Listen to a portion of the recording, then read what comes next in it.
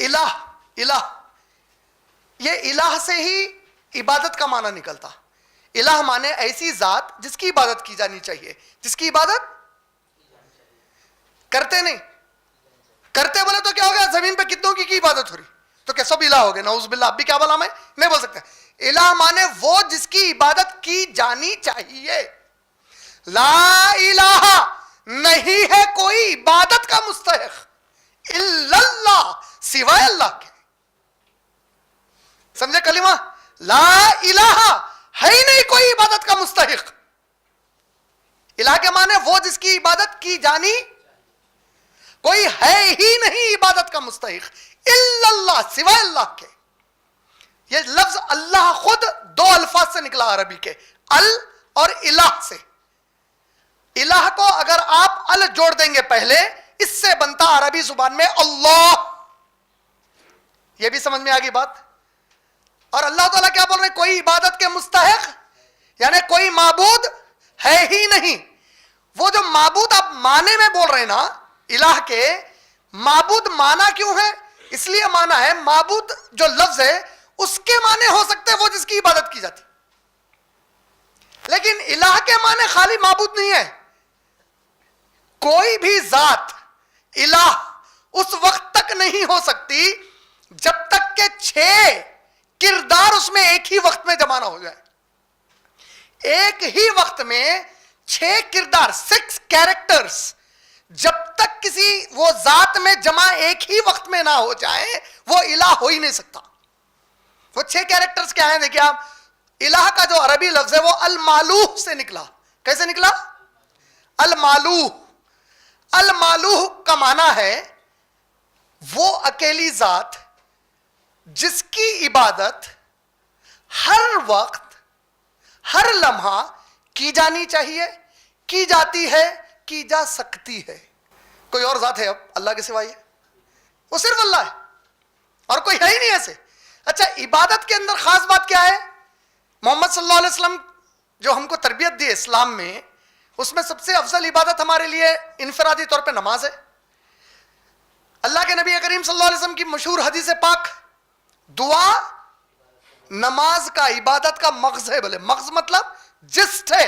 گویا ایک آدمی اگر جو سب کچھ کر رہا لیکن دعا نہیں کر رہا تو اللہ تعالیٰ اس کو متکبر پکارے. قرآن میں تکبر صرف اللہ کی شان ہے. سورہ غافر سورہ نمبر 40 آیت نمبر 60 کیا بولے اللہ تعالیٰ؟ جو مجھ سے دعا نہیں مانگتا وہ متکبر ہے. بولے تکبر کی علامت ہے. بولے وہ سمجھ رہے؟ تو دعا عبادت کا سب سے اہم حصہ ہے. المالوہ کے معنی کیا ہے؟ وہ اکیلی ذات، وہ اکیلی ذات جس کی عبادت ہر وقت، نیند میں سے اٹھے تو کوئی پرابلم نہیں ہے کرنے میں، سونے کو گئے تو کوئی پرابلم نہیں ہے. حد تو کیا ہے؟ سبحان اللہ. بیوی سے بستر کرنے کو جا رہے ہیں تو بسم اللہ بولنا ہے. ہر وقت ٹوائلٹ میں گھس رہے ہیں اللہ کو یاد کر کے گھس رہے ہیں، باہر نکل رہے ہیں اللہ کو یاد کر رہے ہیں، چپل پہنے تو اللہ یاد آ رہا، چھینکے تو اللہ. سمجھ میں آ رہا؟ ایسی اکیلی ذات جس کی عبادت ہر وقت کی جانی چاہیے، ہر وقت کی جا سکتی ہے اور ہر وقت ہوتی ہے. یہ ہے الہ کا پہلا معنی المالوہ سے. دوسرا معنی سب سے مشہور و معروف عبادت کے لیے، کوئی کنفیوژن ہی نہیں ہے. پوری دنیا کے کسی بھی مسلمان کو آدھی رات کو نیند میں سے اٹھا کے بدترین جاہل گنہگار مسلمان کو پوچھو تیرے کو عبادت کا موقع ملا تو کس کی کرتا؟ بولے تو نا اللہ بولتا. 33 کروڑ دیوی دیوتاؤں کو، بتوں کی پوجا کرنے والے کو پوچھو تو کس کی کرتا رہے، کون سے وقت پہ؟ بولے تب کنفیوژن میں رہتا ہے. یہ ٹائم پہ الگ، یہ ٹائم پہ الگ. پیسے کس سے مانگنا ہے؟ مسلمان کسی بھی مسلمان سے پوچھو. دولت کس سے مانگتا تو؟ اللہ. اولاد کس سے مانگتا؟ اللہ. ماں باپ کی صحت کس سے مانگتا؟ اللہ. خود کی صحت کس سے مانگتا؟ اللہ. جنت کس سے مانگتا؟ بارش کس سے مانگتا؟ ہوا کس سے مانگتا؟ کوئی چیز میں بھی اللہ کے علاوہ جواب دے رہا. سب سے مشہور و معروف ذات، یہ الہ کا دوسرا معنی ہے. کنفیوژن ہی نہ رہنا اس کے بارے میں.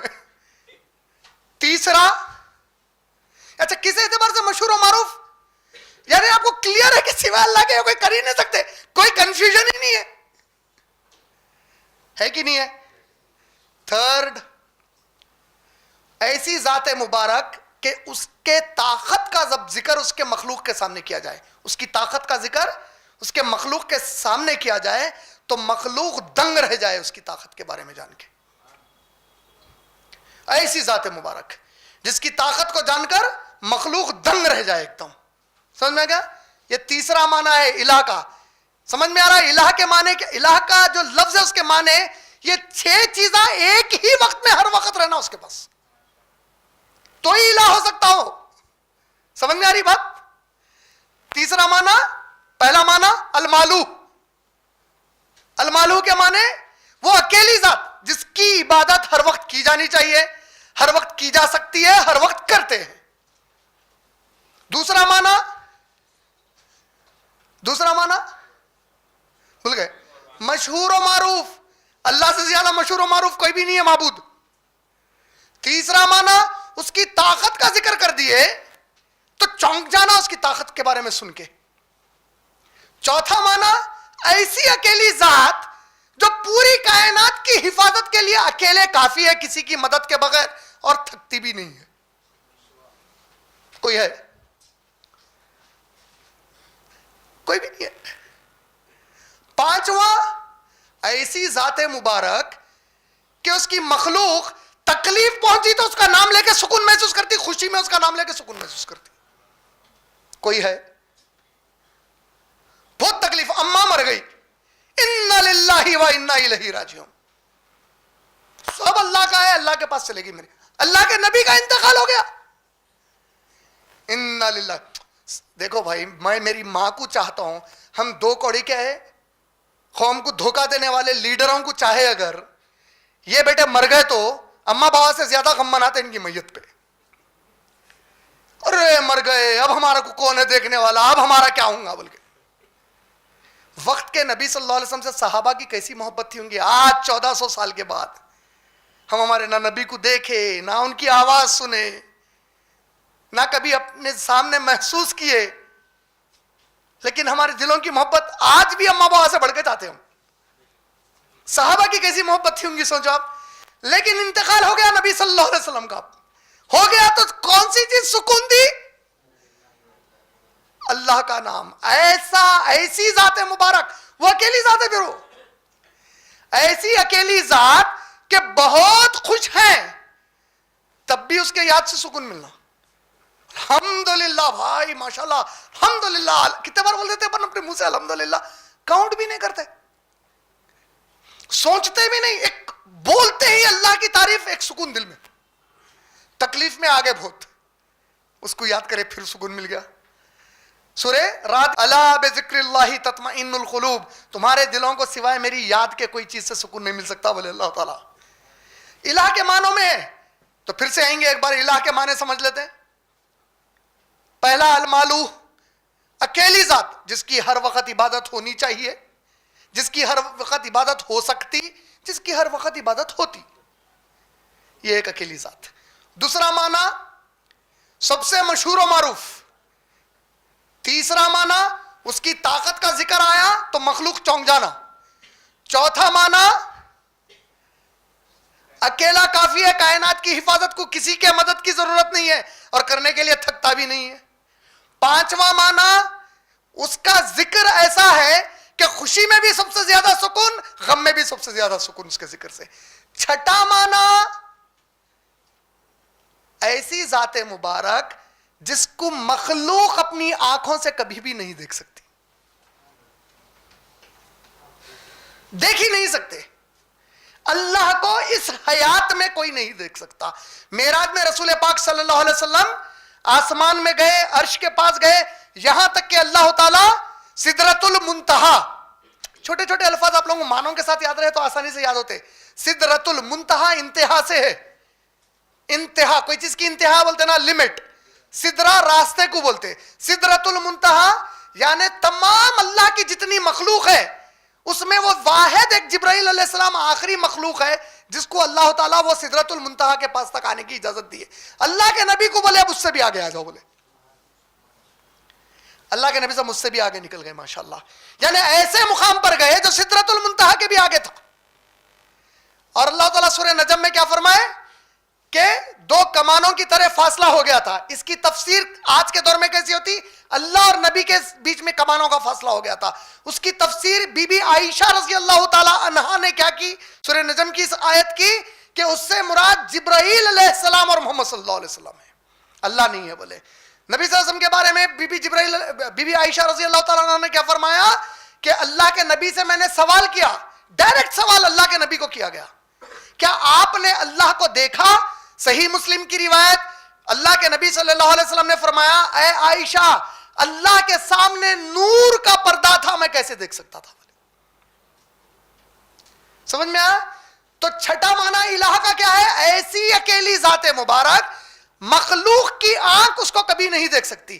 جب انتقال ہو جائے گا، میدان محشر قائم ہوں گا، جب جنت میں چلے جائیں گے تو اللہ تعالیٰ اس وقت اپنا دیدار کرائیں گے. لیکن اس حیات میں کوئی مخلوق، یہ ہے الہ. سمجھ میں آگئی بات؟ یہ 6 چیزیں ایک ہی جگہ جمع ہونا تو الہ ہے. تو اب اللہ تعالیٰ کیا بول رہے ہیں؟ لا، کیونکہ کسی میں ہو ہی نہیں سکتے 6 چیزیں جمع. یہ 6 چیزیں کس میں جمع ہے؟ لا الہ، کوئی الہ ہو ہی نہیں سکتا تمہارا، کیونکہ اس کے بعد یہ 6 چیزیں جمع ہی نہیں ہو سکتے. سوائے یہ 6 چیزیں ایک ہی وقت میں کس کا جمع ہے؟ اللہ. تو اب اللہ گاڈ ایشور برابر ہے. سمجھ میں آیا؟ ایشور اللہ نہیں تیرو نام، سب کو سمتی دے رحمان. میں گاندھی جی کی قدر کروں گا، میں ان سے محبت کروں گا، ان کی کوئی غلطی نہیں ہے، وہ اچھے جذبے سے بولے یہ بات. جب ہندوستان آزادی کی لڑائی لڑ رہا تھا برٹش کے خلاف، تو ہندوستان کے تمام لوگوں کو ایک جگہ جمع کرنے، ہر مذہب والوں کو، یہ نعرہ تھا رگھوپتی راگھو راجا رام پتی تپاون سیتا رام. ایشور اللہ تیرے نام. مسلمانوں کی غلطی ہے، ہم ان کو نہیں سمجھائے کہ نہیں گاندھی جی ایشور اور اللہ ایک ہی نام نہیں ہے. کیوں؟ کیونکہ اللہ نے پابندی لگا دی اور کیا کہا؟ وَذَرُوا الَّذِينَ يُلْحِدُونَ فِي أَسْمَائِهِ.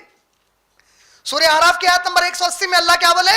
تعلقات توڑ دو، بول رہے ہیں اللہ تعالیٰ ان لوگوں سے جو میرے نام میں بگاڑ پیدا کرتے تھے. کلیئر ہوگی بات؟